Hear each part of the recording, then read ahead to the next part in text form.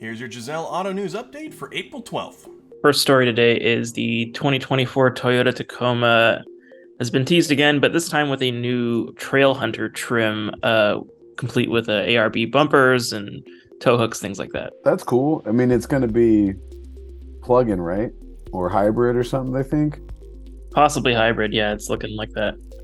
That's cool. I mean, it could be cool. Like we were just saying, those Tacomas are probably the best-selling small truck in the entire world at this point. And what's cool, I think, about Toyota's hybrids, seems like all of the ones they're doing, they always get, in addition to better mileage, they get extra horsepower bumps too. Yeah. So. I wonder what the price is going to be, though, the price difference for this Trail Hunter thing. If it's going to be like their TRD Pro, like how... Yeah, I think it's like probably like one step above that, so I'm sure pretty pricey. Like the 4Runners have. And speaking of Toyota hybrids, Toyota's unveiled the 2023 Toyota Corolla Cross Hybrid. And it's actually going to be starting at under $30,000, with the top trim model still under $35,000, making this probably a pretty good deal. So what's the range on just plug-in? So this one won't be a plug-in.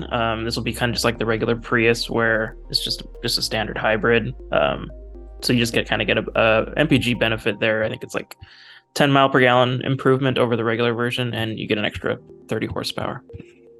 Huh. It says it's combined 42.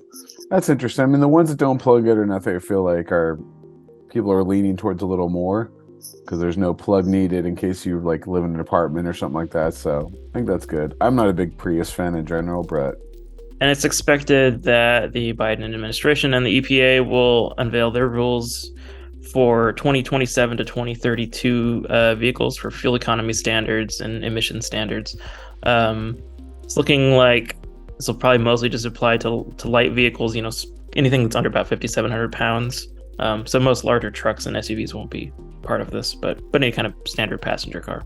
So it's just raising the MPG requirements or EPAs, which is funny because they try to push this like those batteries that are made in a country with all this stuff and then shipped by boat and do all this bad stuff are supposed to be so much better than gas engines. So it's kind of interesting how little. Yeah, and I believe a lot of they're actually trying to push, and I think we're going to talk about that. They're trying to push towards having that stuff manufactured and produced in the US, including like the raw materials, just to kind of eliminate that aspect of like that we're shipping stuff all around the world doesn't really offset the benefits. And part of Toyota's other announcements this week, they are going to be bringing out a 3-row electric SUV that's going to be built in the United States to help it qualify for all the recent incentives and tax breaks. And they're expecting that in the next few years, they're going to hopefully start to double the range of their battery electric vehicles. Yeah, I've heard a lot of people are like, oh, it doesn't get enough range. But like Jay pointed out to me one time, kind of made me giggle, how he's like, when's the last time you left your house and drove 300 miles and didn't go home? And it's like, well, maybe Vegas, but how often do you really go there? Like, it's those long road trips that you actually matters. I've still not completely sold on electric, and it's not range. It's more of, I just don't, they all look weird and I don't like it.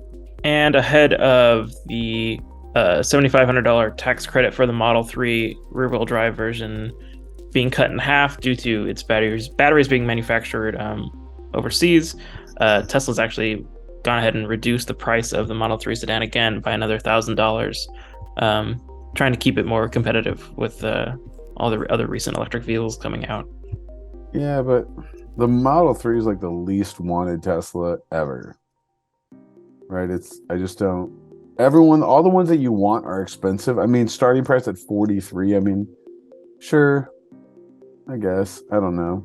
Yeah, the Model Y has far and away become their best seller as soon as that was introduced. I mean, it's a SUV, like it's multiple purposes, right? It can do things the Model 3 can't, and it's probably more expensive at this point in time. But yeah, I don't get the 3, and I hear they're coming out with like a smaller one too than the Y, making like 2 more versions or something like that. I read. Yeah, I think it's yet to be seen if those are for the US or this is going to be for other markets like in Europe and stuff. If it's cool, it won't be for us. And Jeep has unveiled the redesign for the 2024 Jeep Wrangler with an all-new grille that kind of has a little bit of a different look than Jeep Wranglers have had in the past, with some body color matching accents, things like that. Yeah, I think they did pretty good with the 4xe, the Grand Cherokee 4xe. I mean, I don't really care if they're changing the grill. I think this is more for like Jeep enthusiasts who are going to be all like dumbfounded by this and like, oh my god, it's got a new grill. But honestly, the whole Wrangler should be completely rebuilt because it's been the same way for like 30 years and it's not even that great looking, especially the way Broncos are coming out and everything else. Like, it's kind of getting past, at least looks wise, I think. Thank you so much for watching this auto news update. Make sure you like, comment, and subscribe to see what else we have on the channel and what we've got coming. And also click on the link in the description to see what Jazel can do for you. Have a great rest of the day.